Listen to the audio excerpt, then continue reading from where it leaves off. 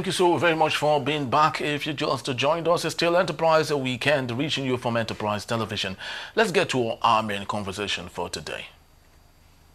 We have it that a man has gone viral after taking to social media alleging that he is the father of Nigerian Afrobeat singer Asake and revealing that he recently suffered a stroke. In the video, the sickly man claimed that he had been struggling with his health since March and had not received any support from the music star. "I am Asake," he said, the singer's father. "When I had a stroke in March, the last time I saw him was in 2022, and when I call him, he doesn't pick my calls. I am frustrated, and that is why I'm appealing to Nigerians that I need help." Now, some unverified reports further claimed that Asake's father had abandoned him and his mother years ago, adding that the singer was raised by his mother. Now, Nigerians are so very good at getting into other people's business, and I think it's very important we get to read some of the comments by some Nigerians. And I have this fellow who said, even if he was not there, how can he be so inhuman to the extent that he can take care of his own father? With all the millions he has, what is he making the money for when he can take care of his father? Now, another commenter equally said this: he didn't approach him all this while he had fame ever since he abandoned him. Now, the question he is raising, the last person amongst thousands of other Nigerians who equally got into this business said this, and I quote, "Why are you coming out now to claim him? Because he is now rich, Abi?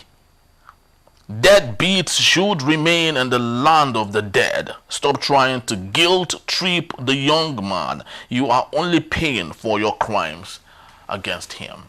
Now, these are very sensitive reactions from Nigerians on the issue with Asake's father and how Asake himself is dealing with this. Now, let's have a conversation. I have with me David Ikojo. He is an advocate for youth relevance in Nigeria. Thank you so very much for being here, David. Thank you, Mr. Henry, for having me on the show once more. Thank you. So let's have this conversation.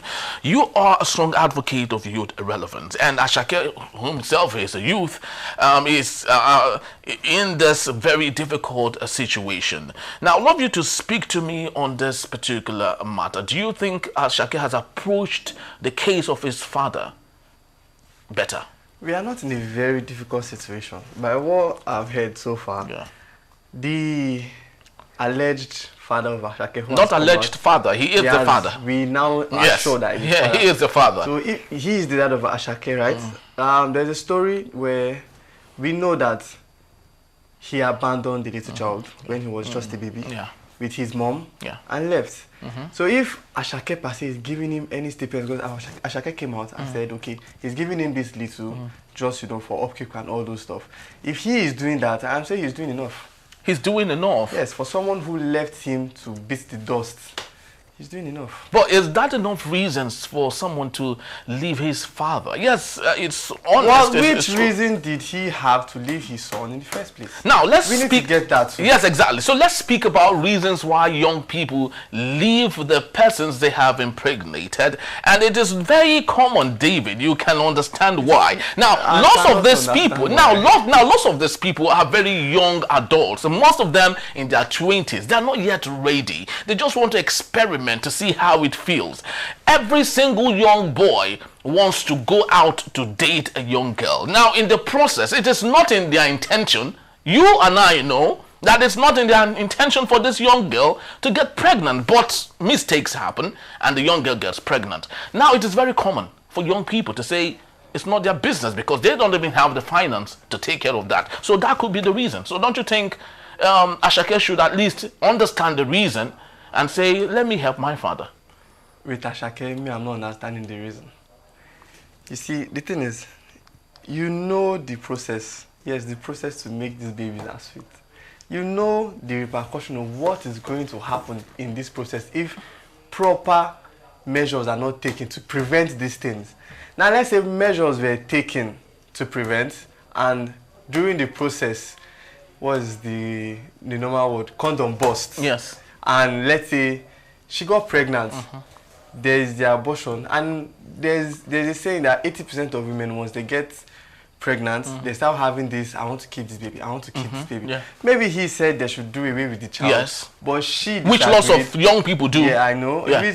She disagreed, and she's going to keep this child. Now, she is the one who raised this child.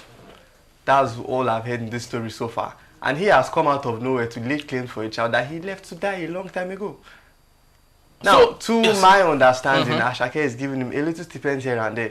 And I know from the depth of my heart that little stipend he's giving is not out of remorse in the depth of his heart. It's for the love that he has for his mother. Yeah.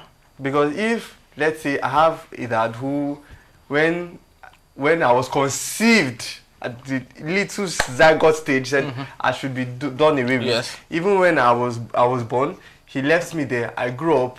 I became a star. I don't think I grew up with fatherly love from the onset of time till now. And then all of a sudden you came out of nowhere and you came with these allegations. He didn't even acknowledge the little that Asake said he's doing.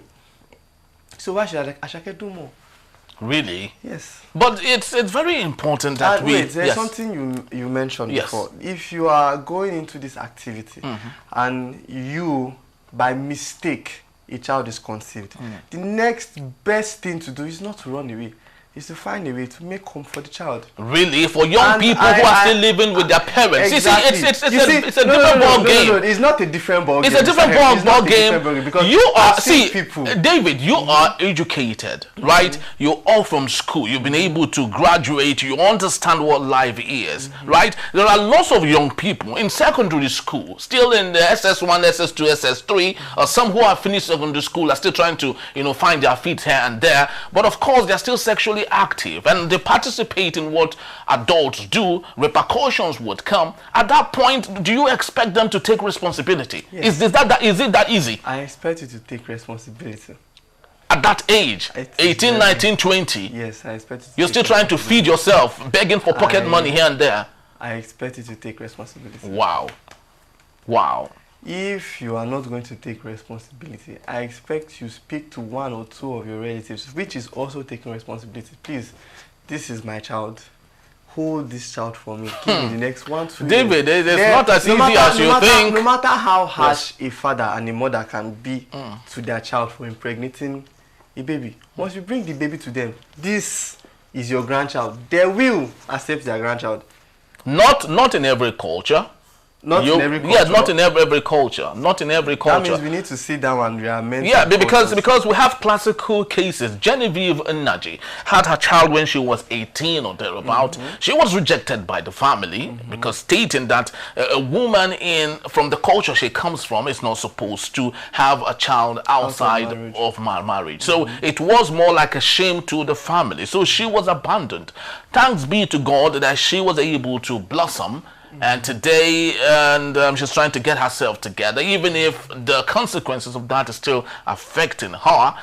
She still hasn't, got a family she's always yearned for. But these issues are very commonplace in the life of young people. Ashake's dad is leaving proof to that. But let's take a look at this issue from Ashake's perspective. Do you think, as a Christian, that it's good enough for someone, even if they have so badly offended you, it's good enough to just abandon the person that had abandoned you as revenge? So far, he has not abandoned who abandoned him. But he's not doing enough. When someone is not doing enough, is that not likely looking like an abandonment? He's doing enough. Doing enough? Abandonment means washing his hands off completely. He's doing enough. He's doing enough, and the father is still going about asking for crowdfunding. What the father is doing now is not appreciating the little that he's been given for he who didn't even give little at all. Is it anything bad if Asake, with all the multi-million-dollar going on with him, is it too much for him to ask and direct that his dad should be given a 360 degrees care that wouldn't even make him want to come out? Is it too much for him to do? It might be. It's his own decision. But But humanly speaking. It's not humanly speaking, yes. manly speaking, machinely speaking. Yes. It's his own decision. If he decides that, okay, I'm making this money, I should put this man on. And I'm pretty sure his mom is there, living lavish.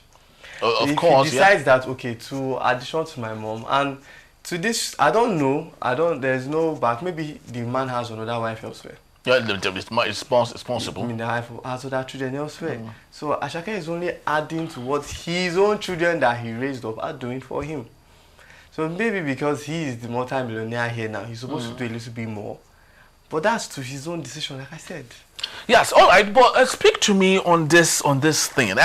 We have had a series of cases where children that are abandoned by their father end up becoming very successful. A classical case, apart from Asake, is Clarence Peters, who is the son of Sashino Peters. You know, when the mother had him, the father, Shino Peters, equally abandoned him, and the mother took all the responsibility and made a man out of the young man. And so many other cases like this. Kanye West was equally abandoned by his father. Tupac Shakur was equally abandoned by the father. Even the one we know, a very dark man, at some point was equally abandoned by his father. So what is it about this thing when young people are abandoned? It gives them the moral and the gusto to achieve better than people would have ever imagined. It's a psychological effect. Once a child is given birth to, you are expected to nurture that child to a certain age. And let's say by the standards of Nigeria, once you are 18, 20, 21, 22, you are still in your parents' house. Now, this age 22, that's the standard, should I say the average age where a university student is leaving the university. So you are just going into the workforce. Now, for a child who had no nurturing from like 5, 6, 7, he's been on the streets, he is the one fending for himself. You see between 10 and 20, this child has been doing everything to put food on his table. You do not expect that nature is not going to bless that child at some point. Earlier than you, who just started at the age of 22, to nurture for yourself. You are not going to start from the scratch where that child started from. You are not going to start from doing all these minor 2,000 naira jobs a day. You go here, you do bricklayer job, they pay you for your today work. You go home, you have money to use and feed today. Tomorrow you start again. You don't start like that. Now those children who had their backs on the wall, who had to fend for themselves, they had to start thinking outside the box to make sure, because most times these children are relied on others, and these people you just mentioned are not likely last born. They are most likely, let's say, first or second. So they have to do whatever it takes to put food on the table for themselves and for others. That requires them to think outside of the box. And in 10 years, I'm saying in 10 years is a lot of time to grow a lot of experience, Mr. Henry. So if you start nurturing your own self from the age of, let's say, 10, 11, 12, 13, and you start going into the labor market, you go today, you go tomorrow, you meet other opportunities. You meet other opportunities, you get one opportunity to the other, you put your hands into maybe something you're not supposed to put your hands into. You get the experience from there, you make a mistake, you get your lesson from there, you put your hand into another, you keep. The funny thing about this is, if you do something wrong and you are caught for the first time, what most people do is sit down, reevaluate what they did that got them caught this first time that they did it. Maybe go into questioning other people that are into the business, and they get information, right? Information is power. Now that they have that power, they go back into whatever they did before. And this time they are going to do it a lot more better. They are going to yield more results, a better result at this extent. They will go, and by the time they make a pattern out of this, people start. And I bet you that the way people used to make money at a very young age, most times it's not clean. It's only people that have luck that we speak on TV. The rest are making their money on low key. And I'm telling you that when this Yahoo thing started, it didn't start on the basis of educated people. It started on the basis of people who had nothing to do with their lives. They weren't going to school. They didn't have one or two things to do to put food on the table. So they felt the next best thing. People who were already doing this thing and they were seeing a little stipend from it, right? So they had time. You don't expect a child who from the age of 11 to the age of 22 has been going to school every day. he comes back home, let's say he leaves by 7, comes back by 4, he has assignments, he has things to do before he goes to sleep, wakes up. He has that routine already. I don't think that kind of person will have time to stay in the middle of the night and, you know, do these things that these people that do will do it in the night, then still wake up the next day and go to school. That child is either going to have at some point to choose between going to school and continue doing the Yahoo. So this thing is, if a parent is nurturing a child, now that child has at the back of his mind that whatever he wants, he's going to meet his parents to do it for him. He's not going to have to bother. All he has to do is go to school, come back, eat, maybe cook for himself, wash his clothes, and there's already a roof on his table, there's a food on his table, there's everything laid out for him. He just has to wait until he's graduated to start fending for himself, right? Now this child is 13, he has no one to run to. When he goes home, his mom is going to be asking him, oh, what did you come home with today? What are we going to feed on? Mothers are very compassionate and nurturing. Whatever you give them is what they will use for you. So this child has been doing this since the child is 13, 14, 15, 16, 17. You don't expect the child to keep going at the same rate. At some point, he's going to meet other opportunities. Those other opportunities will take him higher. Might be good, bad, or might be bad, but little by little, it's just a psychological effect of having your back at the wall. You have no choice but to fight. Now, as much as we would love to congratulate some of the good efforts of some of those people who have told positive ways of making themselves influential in the society, but history is repetitive. When you come to the entertainment industry especially, we have these people who were abandoned by their father, equally repeating the mistakes of their father.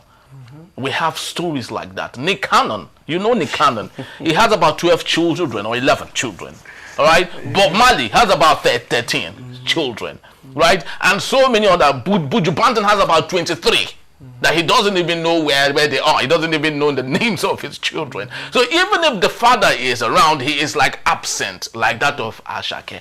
Now, Asake himself is, you see him with lots of ladies here and there. Who knows, maybe tomorrow you will discover that he has a child somewhere also. Now, how do we stop this menace from continuing, where a child who was abandoned by his father equally repeats the mistakes of his father? You know, there's also, I've forgotten what the psychological effect is, but you tend to marry someone who's like your mom, and then you tend to be like someone who raised you. So in the mindset of most people, this is how my father raised me. You grow up loathing this thing, but along the line, you find yourself doing it. It's just subconsciously you are doing it. Now you see these people who are rich and up there, right? They have this effect on young ladies. Let's use the guys now. They have this effect of young ladies. People just want to lay with them, right? Now most of these women like to trap them by getting pregnant. You know, now getting pregnant to give birth to a child, they get stipends for it monthly. Child support, they get child support for it monthly. Now most of the times, this is what really happens. It's not that these people want to give birth to this child, right? These women get themselves pregnant and keep the child, like make sure the child has grown to a certain level, and then come out of nowhere. Why didn't this child come out when the lady was pregnant? Why didn't this information come out when the lady was pregnant, when the child was born? Once the child was a certain age, you can see most of the time these children are already on their feet, they are walking, and then the lady comes out of nowhere. Oh, this is your child. You have to pay for your child. You have to take care of your child, just for child support. It's not, most of the time, it's not them that go into doing these things. Sometimes, let's say it's the one night stand and something happens, they are drunk and something happens. The next morning, they go their separate ways. They're supposed to wash their hands off. Maybe even pay the lady off and let's say, no, this never happened. Just, give her hush money. And then later on, she comes up with, oh, this is your child, out of, something happened and maybe she did not calculate right. It's a lie. Most times, they calculate these things well. There was a story one time where there's a popular singer, forgive me for mentioning his name, Drake. There's a time where he had a thing with a lady and they used protection, and she took the well-endowed protection to use on herself later on. He found that and he had to pour, pepper sauce on the inside of it just to... There are things, people do these things deliberately. Most of the children that you see, let's say Nick Cannon and these people have, is not planned. It's the ladies that put them into these things. The ones that they know are their children, right? They are mostly on child support. And if the lady is on child support, the mother is also benefiting from the child support. This child support system is I've forgotten the calculation of it, but once you are earning to a specific degree, your child support is nothing less than $2,000. Yeah, definitely. Every month. Yeah. And with $2,000, which school are you sending the child to, and how you going to be, that covers a lot of things monthly. That means that lady is making nothing less than $24,000 a year. That's a lot of money. Well, it's just like Kim Kardashian, who is making upward of $200,000 from Kanye. But my last question to you is this: do you believe abortion should be allowed in our society? We call it reproductive justice, right? Reproductive justice. Where What's the reproductive justice? Yeah, yes, it's actually a campaign, right? It's actually a campaign. Of course, the United States with Donald Trump is trying to sweep that under the carpet. But before now, it is a campaign, reproductive justice, the right to abortion. If a woman, right, conceives and feels that the conception is going to be a problem for her, she has the right to her body to say, I do not need this fetus, I need it out of my system. It's called reproductive justice and right to one's own body. Do you believe that is the best solution to solving all of this, deadbeat fathers who are not there to take care of their children? I don't think removing a fetus is the best way. I think preventing is actually the best way. And if prevention doesn't work? Prevention will always work. Oh, okay. Will always. There is no saying except you didn't use it properly. Now, if you go into having this activity and you didn't use leather protection, what is expected of you is to take something called the morning after pill. Okay. And this morning after pill is not as heavy as the normal one people take, which is called postinol. Okay. This is, I think it's called the post pill or the morning after actually. Okay. It's the same constituent, but a little. It's lighter. It's lighter. It's a little, because right now all it's going to do is prevent the egg from rolling into the fallopian tubes and getting fertilized, right? Yeah. So it's a little less harmful, which is you can take 4 to 5 times a month. If you are to take postinol, so you are supposed to take it once in 2-3 months, because it's not something you should take repeatedly, because what it actually does is once you take postinol, it breaks down your whole hormonal system, scatters everything. It starts to rearrange it from the onset. So this time your body is confused. So imagine your body is confused this past month. It fluctuates your period, fluctuates your what's the name of this part where the lady is at peak where she wants to have activity? Ovulation. Yeah, it fluctuates everything, your ovulation, your period, and then you are not done with the fluctuation. You go and take another postinol. It's very bad. But you see, post pill is very light. You can take that one today. In the next 3, 4, 5 days, you can take another one just to prevent. Prevention is better than removing a full-blown fetus. It can actually cause you to become barren. But this post pill you can take. There are other pills you can take before the activity, just to prevent pregnancy. All these methods are way better than yanking off a fertilized egg. Very, very true. And that cannot be a better said. Prevention is actually the best bet to cure.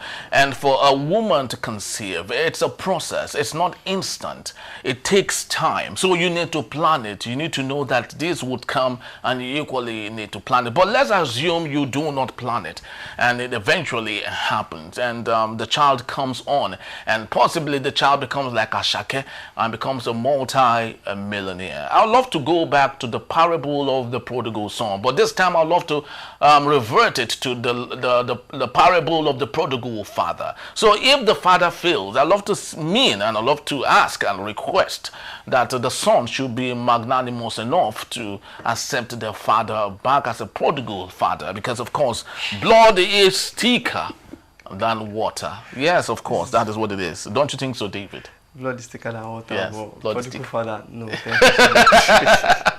All right, people, that's just about the time we have for today. I love to believe you enjoyed our little discussion on this particular matter. Is Enterprise Weekend, and we have to tone it down a little bit to accommodate our audience. And of course, I would love to have a little bit of here and a little bit of there. I love you to check up on us. You can always find us at enterprisetvnews.com. You may equally like, comment, and follow us on all our social media platforms at Enterprise TV 7. I'm Henry Gwebike. Thank you for watching, and I'll see you next week. And have yourself a wonderful and a splendid weekend. Thank you so very much, David. Thank you for having me, sir. All right, beautiful. All right, bye-bye.